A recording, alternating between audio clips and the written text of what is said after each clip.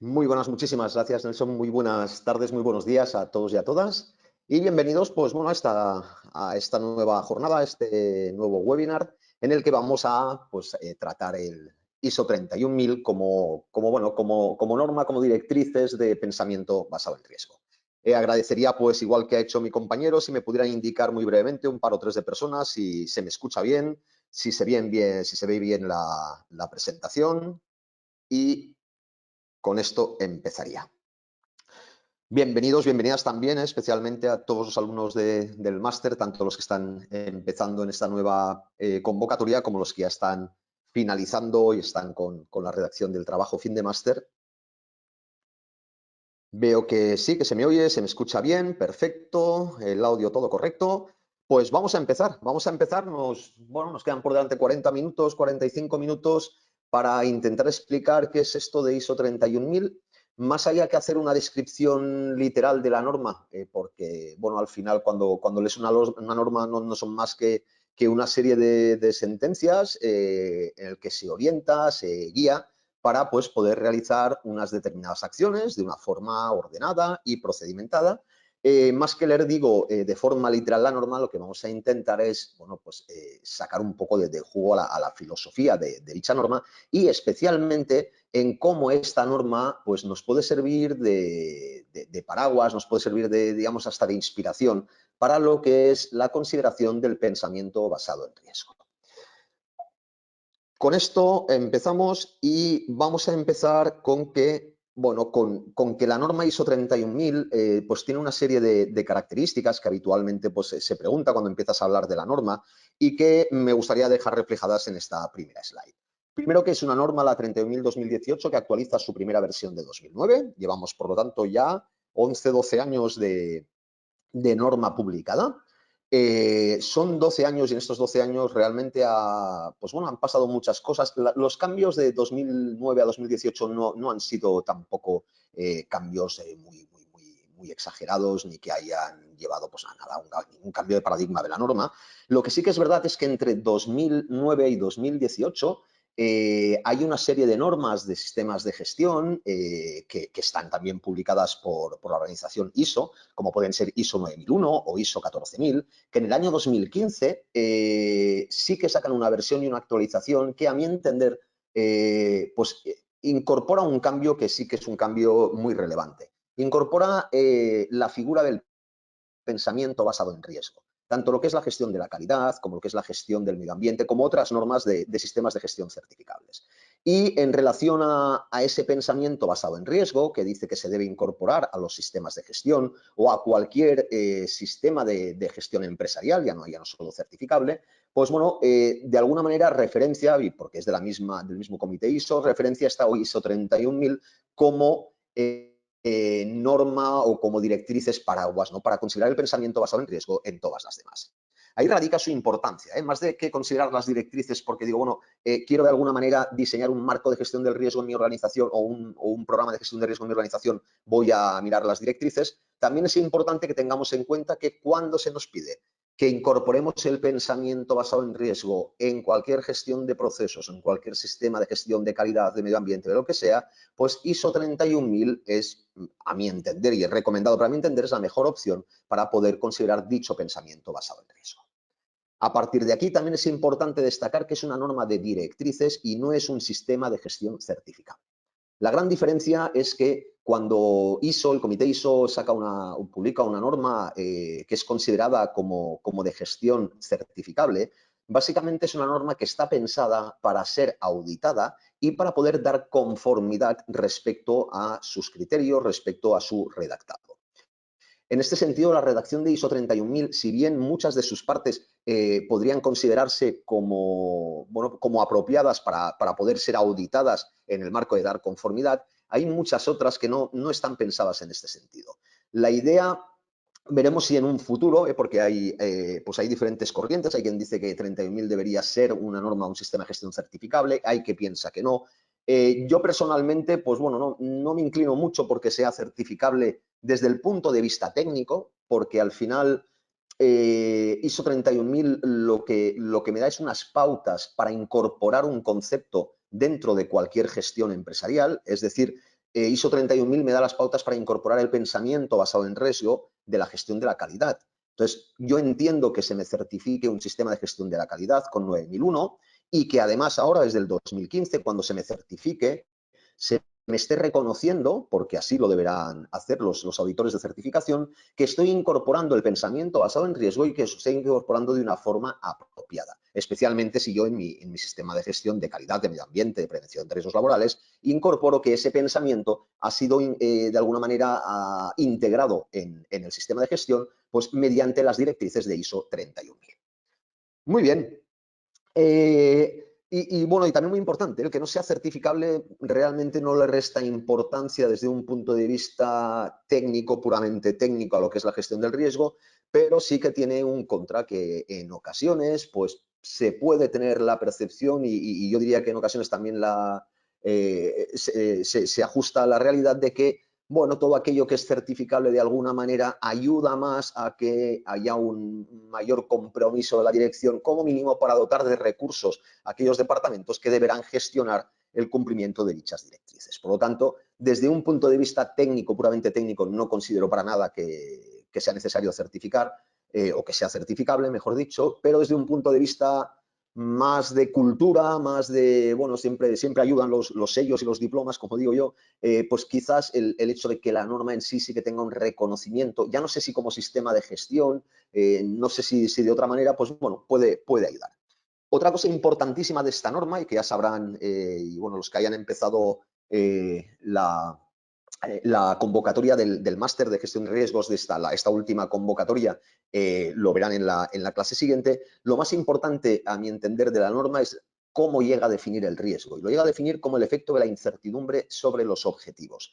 Es decir, esta norma ISO 31000, pensar que se basa en todos los estándares y normativas que habían salido hasta el 2009. Entonces, queramos que no, incorpora cuestiones de normas neozelandesas, de normas australianas, de estándares británicos, de la organización del Comité COSO, de Instituto de Auditores, bueno, de un montón de organizaciones que llevan tiempo gestionando el riesgo desde diferentes perspectivas. Desde una perspectiva, digamos, aseguradora, desde una perspectiva de control interno, desde una perspectiva de compliance, etc. Por lo tanto, cuando uno lee por primera vez la norma, la ISO 31000, se da cuenta de que de alguna manera es un excelente ejercicio de síntesis de todo lo que se ha ido trabajando en riesgos hasta la fecha. Por lo tanto, cuando me dicen, bueno, ¿es complementario el marco COSO con ISO 31000 o es complementario ISO 45001 en prevención de riesgos laborales con ISO 31000? Bueno, si es complementario, ¿por qué? Porque de alguna manera ISO 31000 recoge el espíritu de todas esas normas en las que el riesgo pues, tenía una presencia relevante. En este sentido, es importante destacar que cuando habla de incertidumbre sobre objetivos, la norma, digamos que no se casa con la acepción negativa del término. Es decir, hasta la fecha, hasta 2009, la acepción de riesgo más socorrida y más utilizada es una acepción basada en que el riesgo era la posibilidad de ocurrencia de hechos no deseados que podían acarrear, pues, de alguna manera, consecuencias negativas, ¿de acuerdo? O daño. De ahí que la clásica expresión del riesgo es igual a probabilidad por consecuencias, pues de alguna manera pues haya impregnado todo lo que es la cultura del riesgo y la gestión del mismo. En ISO 31000, digamos que se amplía, se hace una ampliación de miras, es decir, no pensemos solo en hacer una lista de cosas que pueden salir mal, pensemos en todo aquello sobre lo que nosotros no tenemos control, sobre lo que hay una incertidumbre asociada y que de alguna manera pueda influir en la consecución de nuestros objetivos. Es decir, pensemos en todo aquello que pueda hacer que cuando yo valore mis resultados, dichos resultados difieran de mis expectativas. Y esto para mí es la clave de todo lo que supone ISO 31000.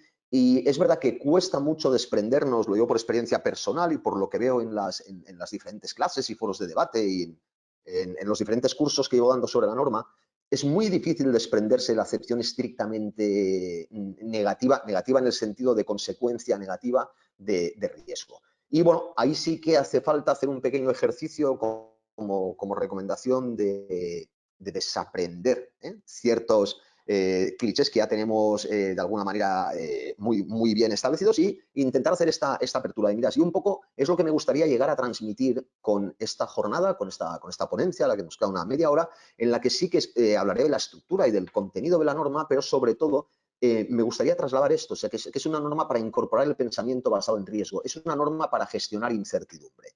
Y gestionar incertidumbre es gestionar variables y factores sobre las que tengo más o menos control.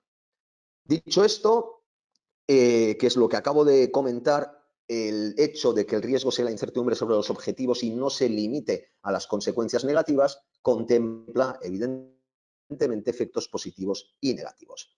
Por otro lado, como he comentado, aunque no permite certificaciones a nivel de sistema de gestión, o sea, no es un sistema de gestión certificable de ISO, como puede ser 9001 o 14001, sí que permite de alguna manera certificaciones o acreditaciones de carácter personal.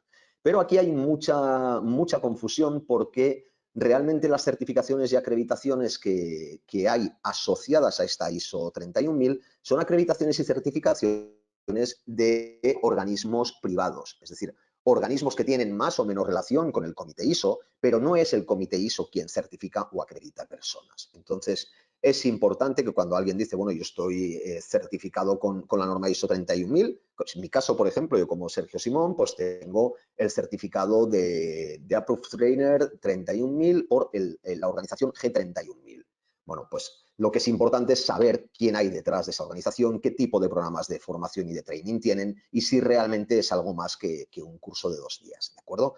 Evidentemente, pues como más estricto, como más, digamos, condiciones pongan para poder acceder a dicha acreditación, pues bueno, mayor calidad del contenido, pues no sé qué decir, porque al final el contenido es la norma, pero sí mayor exigencia para demostrar lo que se conoce de la norma. Y finalmente, esto es una acepción y una consideración estrictamente personal, entiendo que debería ser la guía de toda consideración de pensamiento basado en riesgo. Ya tengamos en mente la consideración del pensamiento basado en riesgo para lanzar un nuevo producto al mercado, para diseñar un plan de negocio para una startup, para diseñar un nuevo producto o para simplemente gestionar los riesgos de un proyecto. ¿De acuerdo? Las directrices como tal funcionan. Otra cosa es que una vez yo tengo en consideración lo que veremos ahora, las directrices y el marco y el proceso de gestión que indica ISO 31000, yo luego pueda coger técnicas, herramientas, métodos, modelos y metodologías de la infinidad de experiencia y de bibliografía que tenemos y de marcos y métodos que tenemos actualmente disponibles. Desde lo que sería COSO, las 3 líneas de defensa, las directrices del PMBOK, del modelo Maverick, técnicas como Ishikawa, técnicas como Bowtie, técnicas como Monte Carlo, etc. Entonces, ISO 31000 de alguna manera pues es un buen comodín para luego, bueno, rellenar con todo aquello que sea más apropiado a nuestros recursos, a nuestra preparación y a nuestro tipo de organización.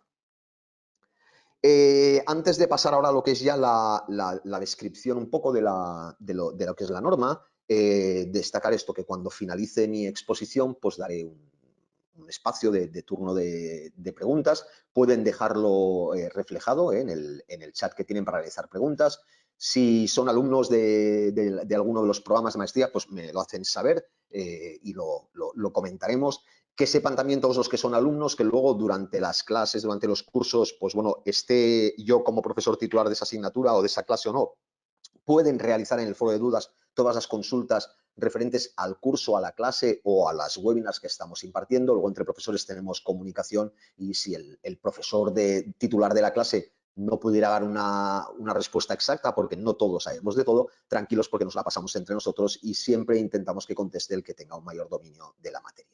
Por lo tanto, dicho esto, vamos ya a lo que es la estructura de ISO 31000. ISO 31000 tiene una estructura de norma muy alineada con lo que es el alto nivel de comité ISO, es decir, normalmente hay un objeto y campo de aplicación, unas referencias normativas, unos términos y definiciones. De términos y definiciones solo simplemente nombrar que, bueno, que crean mucha controversia en todas las normas y crean controversia y al final se empiezan con muchísimas definiciones y se acaba con las mínimas posibles porque hay problemas de interpretación según el sentido que se le van a las palabras en los diferentes idiomas, en las diferentes lenguas. Entonces, no es fácil a veces, pues bueno, no tenemos por qué tener la misma el mismo, o no podemos atribuir, no tenemos por qué atribuir el mismo significado a una palabra en un idioma que en otro. Un ejemplo clarísimo que hay es cuando en ISO 31000 se habla de likelihood y de probability, en el que probability, más allá de traducirlo como probabilidad a nuestro español, en el sentido más clásico de probabilidad y de posibilidad, probability hace referencia en inglés a la probabilidad más a la posibilidad, mientras que el likelihood hace referencia más a una probabilidad matemática de 0 a 1, ¿de acuerdo? Entonces, todos estos matices, estas cuestiones hacen que cuando los grupos de trabajo que redactan las normas tienen que entrar a términos y definiciones, empiezan con muchas, pero acaban pues, con pocos términos. Pero bueno, es interesante leerlos, todos son matizables, todos son discutibles, lo digo por experiencia propia, y lo suyo es ponerse ya a lo que es el cuerpo de la norma. Dentro del cuerpo de la norma voy a distinguir tres grandes apartados. El punto 4, que es un apartado de principios, ahora comentaremos. El punto 5, que es el marco de referencia, en el que básicamente lo que te dice es, bueno, tenemos unos principios sobre los que requiere el pensamiento basado en riesgo. Ahora lo que vamos a explicar es cómo estructurar estos principios, ¿vale? Para poderlo llevar a cabo. Y finalmente tenemos el proceso, que es decir, bueno, tenemos unos principios, tenemos una estructura de cómo implementar dichos principios para incorporar el pensamiento basado en riesgo. Ahora vamos a ver con el proceso cómo lo implementamos en concreto. Por lo tanto, los principios es la filosofía de la norma, el marco de referencia es la estructura de ese pensamiento basado en riesgo y el proceso es la ejecución de las acciones que me llevan a ese pensamiento basado en riesgo efectivo. Con esto, me gustaría, antes de entrar en lo que es el marco, los principios, el marco y el proceso, en la cuestión más importante quizás de ISO 31000. Y si se acaba comprendiendo esta parte que voy a explicar ahora, todo lo demás resulta muchísimo más sencillo. A veces, y esto me pasó a mí personalmente y con los alumnos lo veo a menudo, empezamos directamente yendo hacia la parte de proceso sin haber entendido esto que voy a explicar ahora, y nos quedamos un poco anclados en la acepción tradicional de listado de cosas negativas que me pueden pasar. Vamos a intentar ahora olvidarnos de esta definición tradicional, aunque a veces verán que a mí también se me puede escapar esto de cosas negativas. Siempre tengan en cuenta que cuando yo diga eventos negativos, si no lo matizo, estoy considerando eventos negativos y positivos, lo que tradicionalmente venía considerándose como riesgos y oportunidades. Pues bueno, ahora hay incertidumbre que me lleva a que mis resultados sean peor de lo esperado en mi objetivo, y hay eventos que me llevan a que mis resultados sean mejor de lo que yo esperaba con mis expectativas. La definición de riesgo incorpora dos conceptos que son, imprescindible conocer y saber trabajar. Si no entendemos lo que es la incertidumbre y no sabemos definir los objetivos, es imposible, por mucho que sigamos todos los pasos, que sepamos hacer matrices, sabanas de riesgos, que sepamos hacer mapas de calor, que sepamos hacer un Monte Carlo, si no se entiende incertidumbre y objetivo, no se llega a implementar un pensamiento basado en riesgo como corresponde. El riesgo es el efecto de la incertidumbre sobre los objetivos. Básicamente es que todos, cuando emprendemos cualquier tipo de proyecto o iniciamos cualquier tipo de tarea, generamos sobre ese inicio de actuación unas expectativas. Esas expectativas las vamos a tener que valorar pasado un tiempo determinado, 2 meses, 2 horas, 2 años o 20 años. En el momento en que yo valore los resultados de mi acción, voy a comparar dichos resultados con mis expectativas. Y ahí es donde acabo diciendo si he cumplido o no el objetivo. Como más cercano está el resultado a mi expectativa, mejor se ha cumplido el objetivo, y como más lejano por la parte negativa, peor lo tengo. Como más alejado, en principio, todo lo que mejora de forma no sustancial mi expectativa es un buen resultado. Cuando se mejora en exceso mi expectativa, es cuando decimos, bueno, nos tenemos que poner contentos, pero tenemos que empezar a pensar si eso también podría generar un nuevo riesgo. Es decir, pensar que el mejorar las expectativas sobremanera me puede llevar a un ejemplo clásico muy empresarial, que es el morir de éxito, que se llama. Es decir, cuando yo vendo muchísimo más de lo que soy capaz de producir, por ejemplo. Pues ¿por qué? Pues porque ha tenido una mayor aceptación el producto en el mercado de lo que yo me esperaba. Yo me esperaba vender 10.000 unidades de un producto en un año, ha sucedido, pues, imaginémonos el caso de las mascarillas, de los cubrebocas para la pandemia de COVID. Pues yo tengo una previsión de ventas, viene un evento como la pandemia, un evento sujeto a incertidumbre. Yo no tenía la certeza de que en el 2019 iba a haber, o el 20, iba a haber una pandemia de este estilo, por lo tanto hay incertidumbre asociada y eso mejora mis resultados en ventas. Pero si yo no tengo un plan para poder dimensionar este aumento de la producción acorde al aumento de la demanda, tengo un problema. Por lo tanto, cuidado con lo que se consideran efectos positivos, porque un sobrepositivismo en el efecto puede llevarme a un riesgo negativo. Muy bien. A partir de aquí, entendiendo que el riesgo es el efecto de la incertidumbre sobre los objetivos, si no se define bien un objetivo, ya podemos hacer todo lo que queramos, ya podemos tener todas las matrices, cálculos y montecarlos que queramos, que el modelo o la definición de pensamiento basado en riesgo no va a funcionar. Un objetivo debe ser algo específico, medible, alcanzable, relevante, acotado en el tiempo, vamos, y debe estar de alguna manera muy bien definido. O sea, cuando estoy trabajando para incorporar modelos de pensamiento basado en riesgo en sistemas de gestión de calidad, o cuando me dicen, pues ayúdanos a diseñar un marco de gestión de riesgos corporativos, lo primero que hago yo es decir, bueno, pues vamos a decirme por unidades de evaluación qué objetivos tenéis y qué KPIs, por ejemplo, y qué indicadores tenéis de consecución de dichos objetivos. Y mayoritariamente la definición de objetivos que me encuentro es muy pobre en cuanto al uso que yo le puedo dar a lo que es el efecto de la incertidumbre. Porque si un objetivo está puesto como vender más que el año anterior, es muy difícil que yo pueda diseñar un modelo que me sea útil para poder gestionar todo aquello que de alguna manera me conduzca a vender más o no vender más. Necesito que las cosas como más concretadas estén y más definidas estén, pueda intervenir para poder modificar aquellos aspectos que realmente están sujetos a incertidumbre. Lo veremos con un poco más de detalle. Aquí no me quiero entretener, más que nada porque el tiempo se nos tira encima, pero revisen esto. O sea, un objetivo, cada vez que ustedes se fijen un objetivo, aunque sea en la vida, de decir, bueno, ¿qué voy a hacer este fin de semana? Este fin de semana tengo como objetivo pasármelo bien. Ese sería un buen objetivo, pero no sería un objetivo bien definido. Por lo tanto, piensen, hagan ustedes el ejercicio de decir, oye, Sergio nos plantea, vamos a pasar bien el fin de semana. ¿Cómo transformo ese pasarlo bien el fin de semana en un objetivo específico, medible, alcanzable, relevante y acotado en el tiempo? ¿De acuerdo? Seguimos. La incertidumbre, la otra parte importantísima. El objetivo es lo primero. La incertidumbre es lo que queda determinado por una combinación, y no es fácil explicarlo, a mí me gusta utilizar este símil, es una combinación de creencias y preferencias. Vamos a entender las creencias como el grado de certeza que tengo de que se den determinadas circunstancias o eventos y que habitualmente este grado de certeza yo expreso en forma de probabilidad.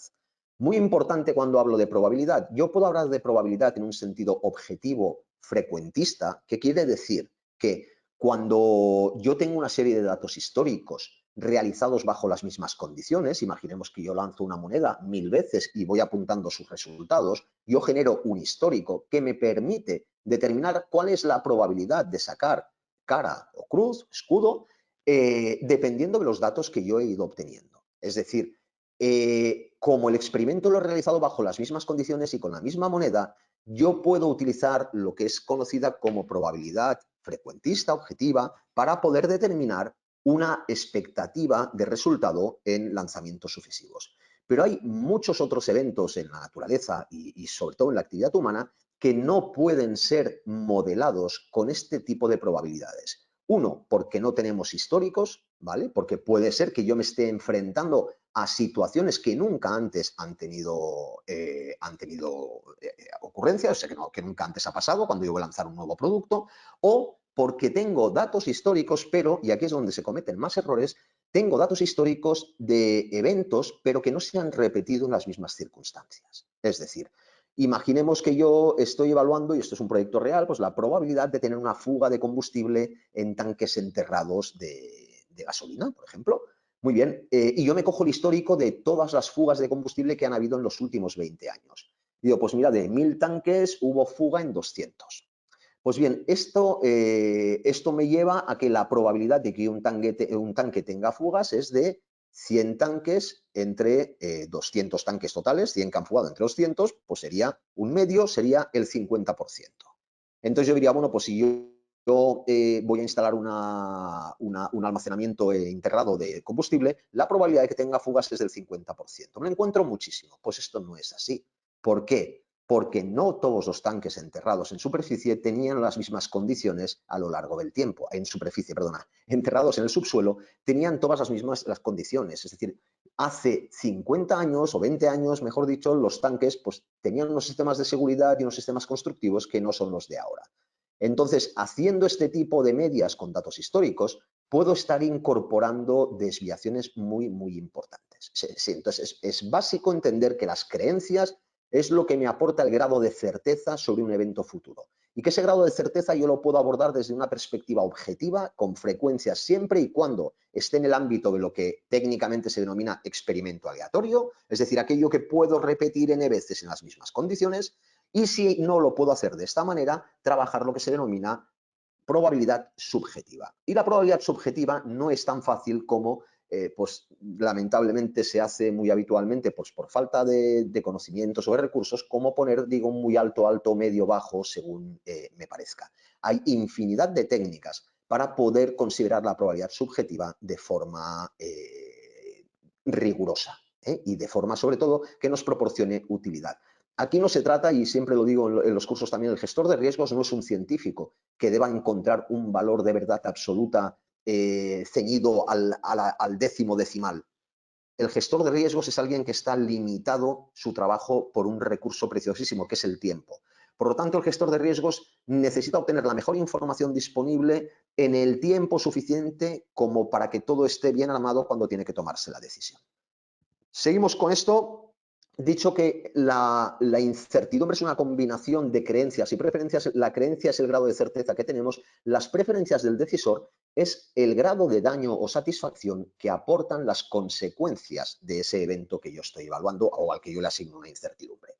Esto es importantísimo porque aquí entra dentro de lo que son las preferencias, no entra solo el concepto consecuencia. Fijaros en una cosa, la definición habitual de riesgo es probabilidad por consecuencia. Yo aquí, al decir creencias y preferencias, estoy aumentando, estoy de alguna manera ampliando el concepto de probabilidad a una acepción objetiva o subjetiva.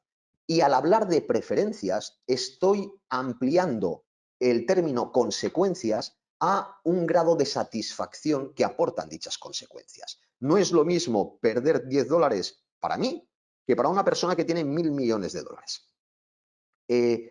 Igual le hace más daño a él, no digo que, pero el impacto que tendrá sobre la economía doméstica de cada uno será mayor en el mío.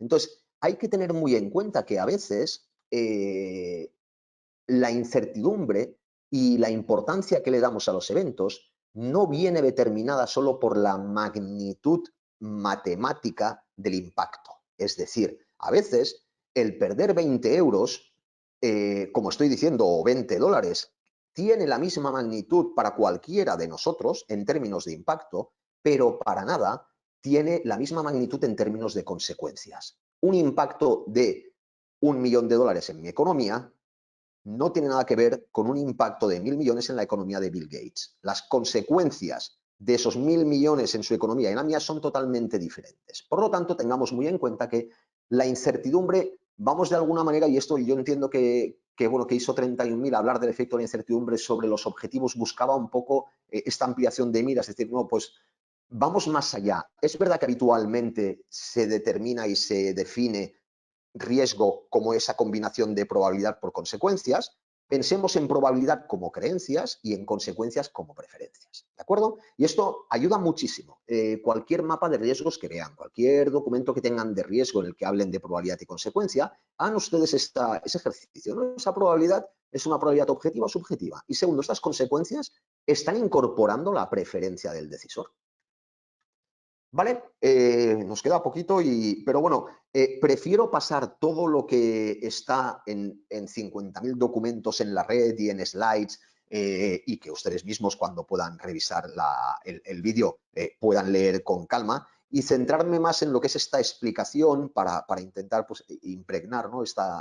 hacer este papel que disfruto, que me gusta y que es el que pretendo de hacer un poco de didáctica del pensamiento basado en riesgo y de intentar pues, ampliar el máximo las miras para que, sobre todo, no es para saber más o para ser más brillantes, sobre todo para ser más útiles. ¿A qué? A nuestras expectativas o a las expectativas de para quienes trabajamos. Con esto tenemos que los principios que rigen la ISO 31000 son principios que, bueno, que a nadie le van a sorprender, que se basan en un concepto de mejora continua, de integración, de estructuración y exhaustividad, de adaptación, de dinámica, de inclusión, ¿de acuerdo? Entonces, bueno, son principios generales de creación y protección del valor. Aquí tampoco hace falta entretenerse mucho. Lo segundo que tenemos después de los principios, como comentaba, es el marco. El marco de trabajo es decir, bueno, ¿cómo incorporo de forma ordenada dichos principios? Pues el marco de trabajo de ISO 31000, que a mi parecer se podría haber diseñado un marco exactamente como lo que es, lo tenemos aquí a la derecha, un PDCA, un Plain Dutch Act, un ciclo de Deming de mejora continua, pero entiendo que en su momento el grupo de trabajo, pues para no confundir más en cuanto a si esto era un sistema de gestión certificable o no, pues intentaron hablar más de diseño, implementación, valoración, mejora, integración. ¿De acuerdo? El ciclo de Deming habitual tiene el diseño, implementación, valoración y mejora, pero aquí ISO 31000 incorpora el concepto de integración. ¿Por qué? Porque al final lo que aporta valor del pensamiento basado en riesgo es que esté integrado en alguno de los procesos de la integración, de la organización. Es un ciclo de mejora continua y esto lo hablamos mucho, o sea, tenemos responsables de riesgos que hacen sus mapas, que hacen sus matrices, que hacen sus valoraciones, pero luego los comités, los consejos de administración no hacen caso a dichos mapas, pues bueno, tenemos a alguien haciendo este ciclo de mejora continua, pero sin llegar a integrar en la organización el pensamiento basado en riesgo. Lo que tenemos, en definitiva, es alguien trabajando el proceso. Y el proceso es para mí una de las cuestiones mejor trabajadas, resumidas y sintetizadas de este grupo de ISO, en el que lo que te dicen es, bueno, oiga, si usted quiere abordar la incertidumbre, ¿qué es lo que debería realizar paso por paso? Y esto es lo que ahora veremos, nada, en 5 minutos. Este esquema lo tienen en todos sitios. Lo que sí es que me gustaría transformar este proceso, es alcance, evaluación, tratamiento, apreciación, es igual, en 7 preguntas. Realmente, en 7 preguntas que nos tenemos que hacer. Lo primero es qué objetivos me he fijado. Si yo no parto de los objetivos, tengo un problema. Empezar los mapas de riesgos con listado de eventos negativos no es una buena idea, menos o no es una buena idea en el sentido de querer cumplir con las directrices de ISO 31000. El objetivo que yo me marco realmente es lo que determina el escenario final que yo voy a evaluar. Este objetivo me lleva a que de alguna manera yo tenga que evaluar el contexto, establecer el contexto. ¿Por qué? Porque cualquier objetivo que yo me plantee en la vida va a estar ubicado en un contexto y va a estar condicionado a unos factores externos y a unos factores internos de mi organización o de mi persona. Cuando yo he fijado ese objetivo y estoy trabajando el establecimiento de un contexto y digo, bueno, ya sé en qué ambiente quiero alcanzar dichos objetivos, lo siguiente que me ayuda a determinar el establecimiento de ese contexto es, bueno, ¿y qué puede pasar? Yo quiero alcanzar dicho objetivo en este contexto, en este entorno, pues bueno, en este entorno, ¿qué puede pasar en el camino desde que yo empiezo hasta que yo voy a valorar el resultado obtenido? Esto forma parte también del establecimiento del contexto. Cuando yo imagino qué puede pasar, en realidad estoy identificando riesgos, como veremos ahora, pero también estoy haciendo algo, estoy mirando en mi entorno inmediato, mi entorno interno, en mi contexto interno y externo, para ver, bueno, qué cositas podrían estar pasando. Cuando yo ya veo cuál es mi objetivo y dónde quiero desarrollarlo, puedo identificar esos riesgos, los puedo identificar como eventos que pueden modificar los resultados de mis expectativas, o que pueden hacer, mejor dicho, que los resultados difieran de mis expectativas. Una vez yo digo, bueno, pues pueden pasar estas cosas porque yo me muevo en este entorno, en este contexto, y sobre todo porque los entornos y contextos son cambiantes, lo siguiente que me tengo que preguntar es, bueno, pueden pasar estas cosas, pero ¿de qué depende que pasen?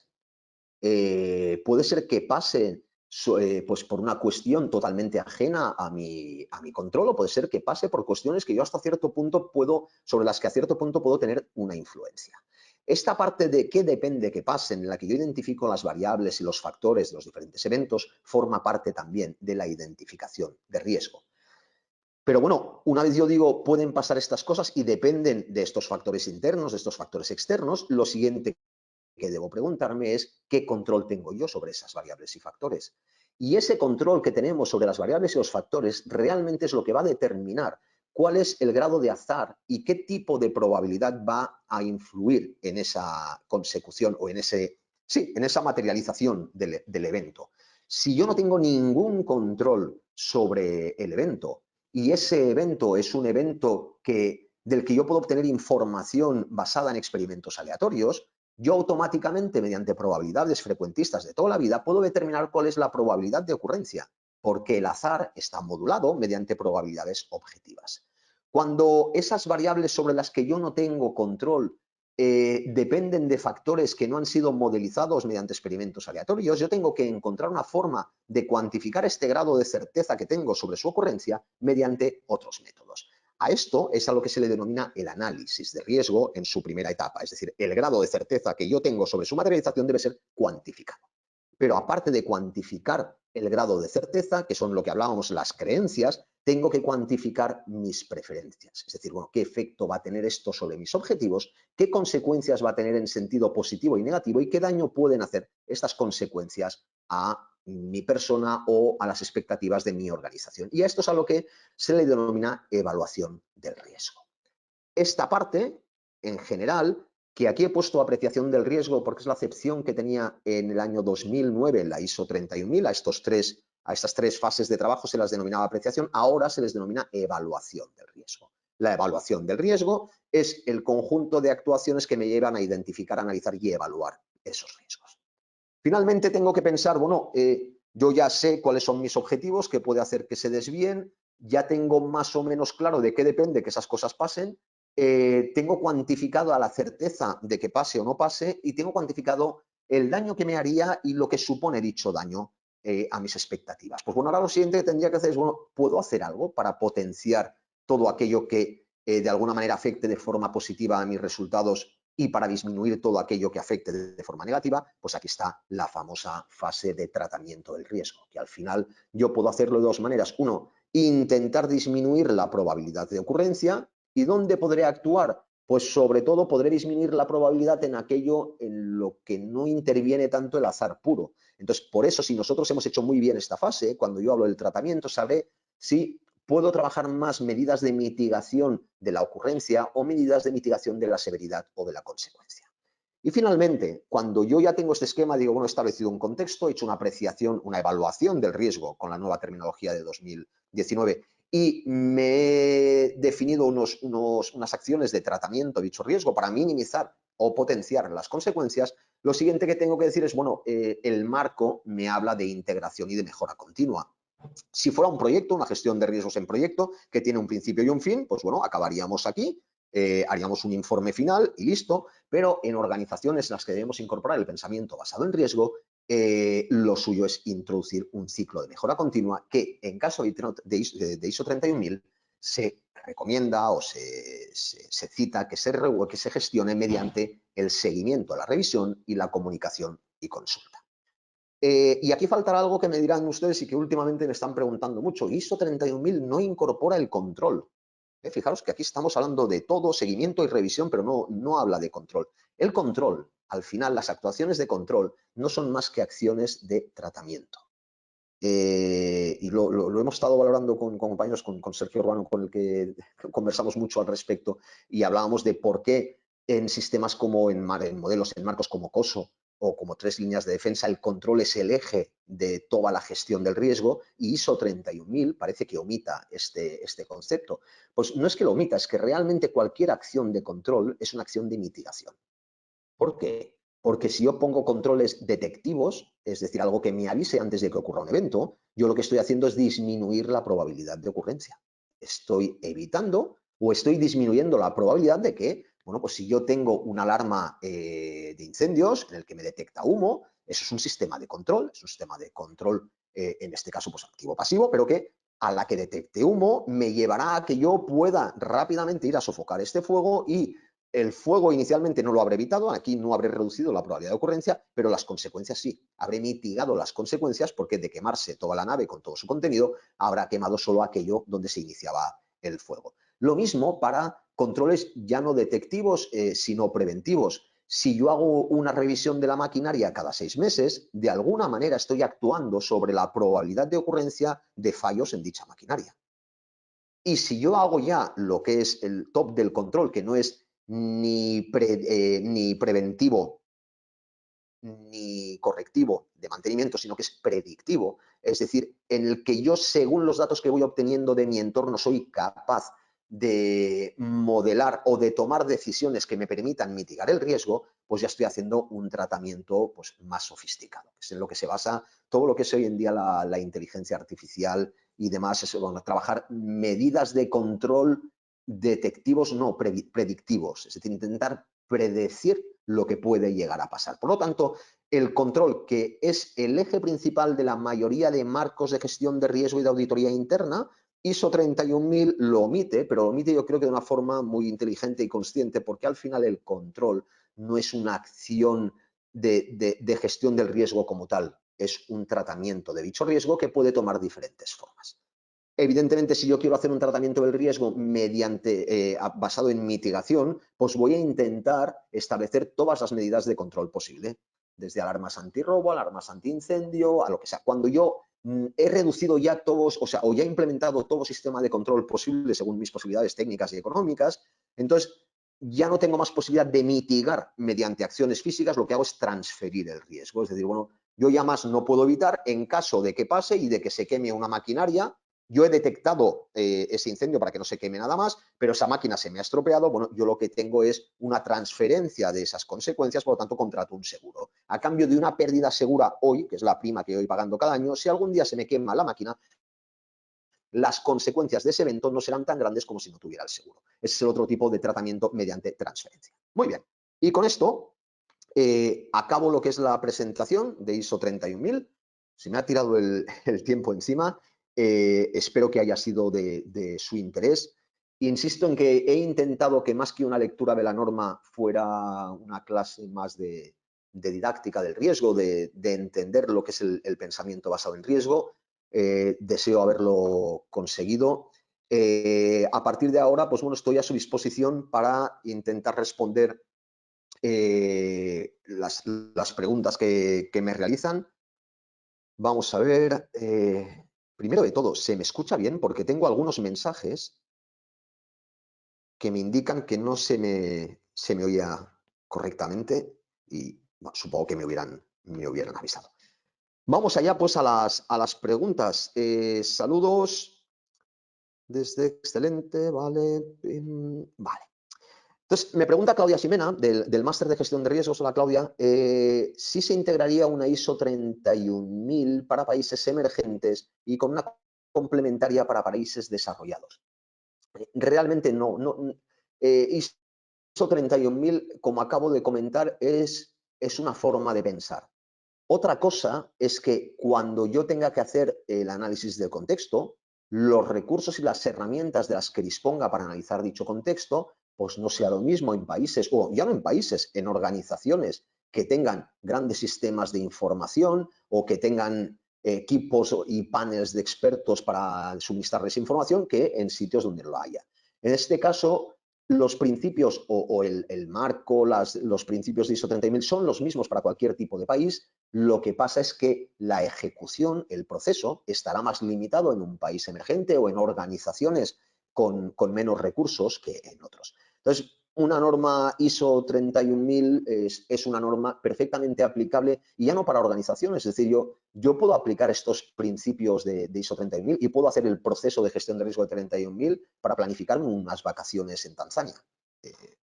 Es así, al final es bueno, ¿cuál es el contexto? Mi objetivo es pasar unas buenas vacaciones sin enfermar y poder disfrutar de todo lo planificado sin tener sobrecostes, ¿de acuerdo? Durante los 15 días que dure el viaje, fijaros que he sido objetivo, he puesto un objetivo alcanzable, lo he definido, lo he especificado, he puesto un límite de tiempo, lo de los 15 días, bueno, lo tengo así, bien. ¿Qué puede pasar que comprometa dicho objetivo? Pues bueno, voy a analizarlo. Si yo no tengo posibilidad de contratar seguro en viaje, porque me encarecería mucho, pues bueno, tengo más posibilidades de que en caso de que suceda algo, las consecuencias me dañen más. Ahí es donde actúa la parte de gestión. Seguimos. Dentro de la mejora continua, pregunta Fernando Vera, ¿existen controles para que estos se puedan cumplir? Por ende, debería ser lo principal en 31.000. Bueno, entiendo que me estabas haciendo esta pregunta, Fernando, mientras estaba explicando la parte final. Efectivamente, es que el control es la base de la gestión en el sentido de que el control es la primera medida de tratamiento para mitigar tanto probabilidades como consecuencias. Seguimos. Comprendiendo el espíritu de 31.000, me comenta Agustín Palada que dentro de esta cultura de riesgos en el principio de integración, vale, si la administración no está dispuesta a considerar las recomendaciones emanadas, bueno, ¿cuál debe ser la postura de un gestor? Esta es una excelente pregunta, muy habitual, que es lo primero que normalmente, a lo que primero me preguntan a nivel de cuando trabajo más como consultor, es decir, bueno, ¿qué pasa si no hay compromiso por parte de la dirección? Pues a mi entender, y esto es una percepción personal, las organizaciones tienen niveles de madurez, esto lo estudiamos también en el máster, yo puedo evaluar el nivel de madurez, y el primer indicador de madurez es el grado de compromiso y la cultura que hay. Y el grado de compromiso no es solo aquello de que sí, la dirección está muy comprometida pues, con el medio ambiente, está muy comprometida tal. No, el compromiso no se demuestra con las declaraciones de intenciones, sino con las acciones. Entonces, por mucho que yo tenga políticas, por mucho que hayan creado un departamento de riesgos corporativos y a mí me hayan hecho el responsable, si no hay cultura, no hay cultura. Entonces, lo primero que tiene que hacer un gestor de riesgos en una organización sin cultura de riesgo es trabajar la incorporación de dicha cultura. Es decir, lo primero que hay que hacer es no presentar el riesgo, y esto, pero lo digo como experiencia personal, no presentar el riesgo al comité de dirección como lista de cosas malas que me pueden pasar. ¿Por qué? Primero, porque a la gente no le gusta escuchar qué cosas malas te pueden pasar. Y segundo, porque cuando escuchamos esa lista de cosas malas que pueden pasar, la mayoría de cuerpos directivos y no directivos, lo primero que les viene a la cabeza es, bueno, sí, pero eso a mí no me va a pasar.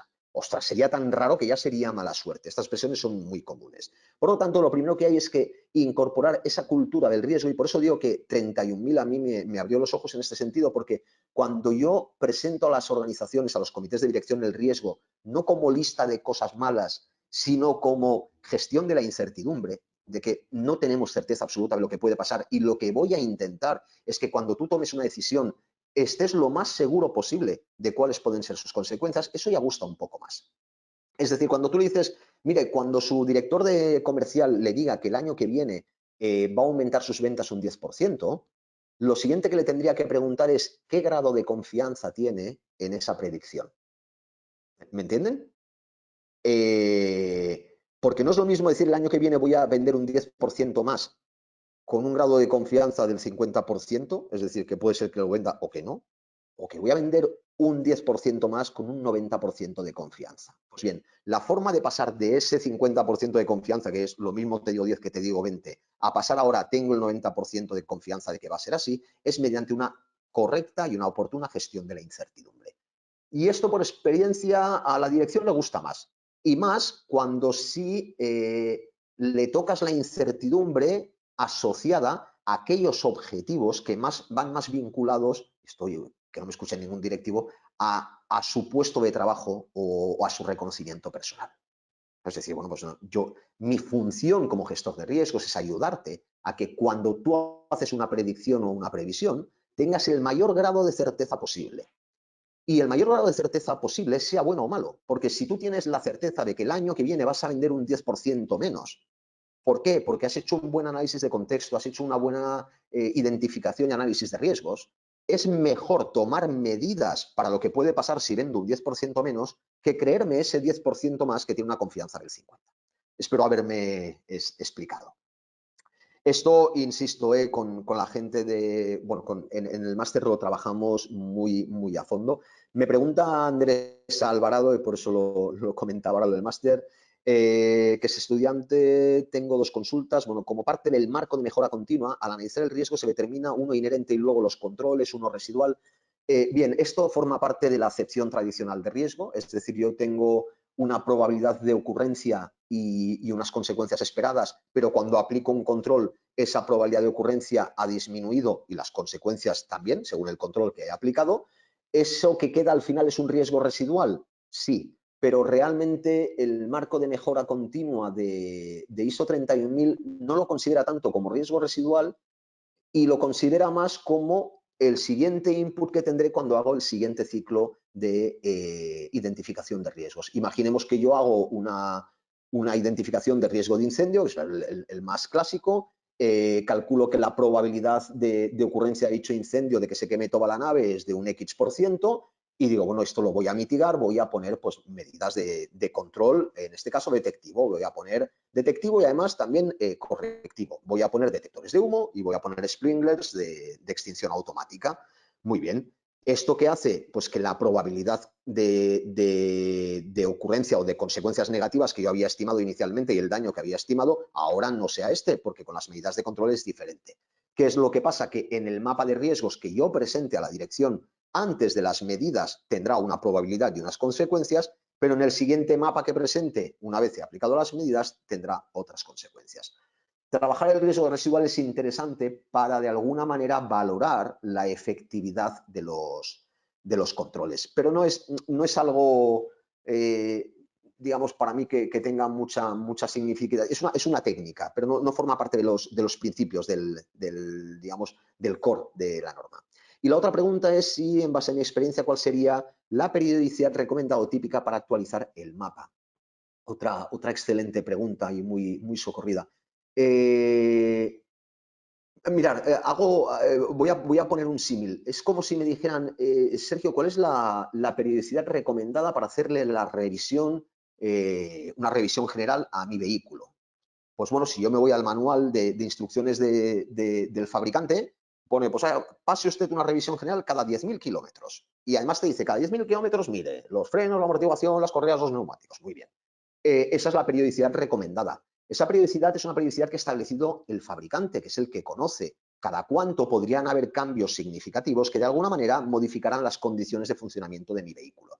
Pero si antes de los 10.000 kilómetros yo noto que una de mis ruedas baila, tendré que revisar ese vehículo. ¿Por qué? Pues porque han cambiado las condiciones de funcionamiento, porque la cosa no está igual que estaba antes. Pues lo mismo pasa con los mapas de riesgos. Estos mapas de riesgos que por defecto dices, bueno, anualmente, hombre, yo creo que como mínimo se debería revisar el mapa cada vez que se revisen los objetivos. Y segundo, se debería revisar el mapa cada vez que yo incorporo una nueva acción de mitigación de dicho riesgo o cada vez que yo identifico un nuevo evento que cuando hice el primer análisis no estaba y que realmente pueda tener una relevancia significativa. Por lo tanto, ¿cada cuánto? Dependiendo de la organización, serían las prescripciones del fabricante, dependiendo de lo que yo vaya viendo, serían las prescripciones del conductor. Imposible que pueda dar respuesta a la cantidad de preguntas que hay. Me sabe muy mal. Voy a intentar hacer, a ver, por ejemplo, me comenta Willy Aramburi, si me piden implementar ISO 31000 en mi área de trabajo, ¿cuáles serían las acciones y el entregable que tendría que elaborar? También otra excelente pregunta. Cuando me dicen implementa ISO 31000, es simplemente lo que me están diciendo en realidad, más allá de que sea una norma reconocida, lo que sea, es decir, oye, ya estás considerando el efecto de la incertidumbre en tu objetivo. Por lo tanto, lo primero que haría yo es cuál es el objetivo de mi área de trabajo o mis objetivos. Segundo, ¿qué factores pueden hacer que los resultados finales no coincidan con dichos objetivos y que difieran de mis expectativas o de las expectativas de mi organización? Tercero, ¿qué control tengo yo sobre dichos factores? Es decir, objetivo, ¿qué factores pueden condicionar el cumplimiento de los objetivos? ¿Qué control tengo yo sobre dichos objetivos? Sobre lo que tengo control, procedimentar. Porque las cosas que tengo controladas y que sé cómo funcionan y funcionan bien, lo mejor que puedo hacer es escribirlas y repetirlas. En eso se basa básicamente los sistemas de gestión de la calidad. Cuando yo tengo las instrucciones de trabajo y siempre lo hago de la misma manera, lo que voy a esperar es que el resultado siempre sea el mismo. La incertidumbre se reduce cuando las cosas las hacemos siempre de la misma manera. ¿De acuerdo? La cosa es que si yo lo hago siempre de la misma manera y siempre sale mal, pues es un resultado negativo, pero incertidumbre no hay, siempre saldrá mal. A eso me refiero. Y lo segundo que tengo que hacer es en aquello que yo no controlo, intentar estimar la probabilidad de que suceda. Y en caso de que suceda, el daño que generaría, el impacto que generaría. Y luego lo que es más importante, cuando ya tengo esa probabilidad, tengo ese impacto, valorar lo que no me ha dado tiempo, porque sería larguísimo en esta clase, pero que se trabaja también muy a fondo, valorar cuál es el apetito al riesgo de la organización. Es lo que decía, cuál es el daño o la satisfacción que un impacto le puede dar a la organización, porque lo que decíamos no son lo mismo un impacto de 1.000.000 para Bill Gates que un impacto de 1.000.000 para mí. ¿Cuál sería el entregable? Para mí, la forma más útil de entregar un pensamiento basado en riesgo es convertir lo que os acabo de explicar en una especie de dashboard y de presentación. Es decir, mis señores, estos son los objetivos de mi área. Los objetivos de mi área están condicionados por estos factores. Habrá condicionantes, factores económicos, factores relacionados con los recursos humanos y factores relacionados con el contexto externo y de mercado. El control que yo tengo sobre estos factores, sobre cada uno de estos es tal, tal, tal y tal. Esto genera que yo pueda actuar más y tener más influencia sobre esto para que los resultados alcancen mi objetivo. Y finalmente, si yo quiero tener mayor certeza de que alcanzaré mi objetivo, necesito tanto recurso económico, tanto recurso personal para poder mitigar dichos riesgos. Y me he pasado de hora. Bueno, estoy justo ahí en las 7 en punto. Todos los que seáis, ahora había Hugo también, Masei, Ada, bueno, todos los que seáis alumnos de la maestría, insisto, que estéis ahora desarrollando el primero de los cursos, vamos ahora por la clase 2, si no recuerdo mal, empezaremos la 3 la semana que viene. Me podéis hacer preguntas y consultas en los foros de dudas sobre esto que hemos hablado. El vídeo, la webinar queda grabada. Mirarla con detalle. Esto no puede ser un curso extensivo, pero si he conseguido trasladar la filosofía de la norma y he conseguido que veamos el riesgo de una manera pues, un poco diferente a la tradicional, pues me doy por satisfecho y quedamos, tanto yo personalmente como toda la organización de ALDE, a su disposición. Muchísimas gracias y nos vemos en otra ocasión.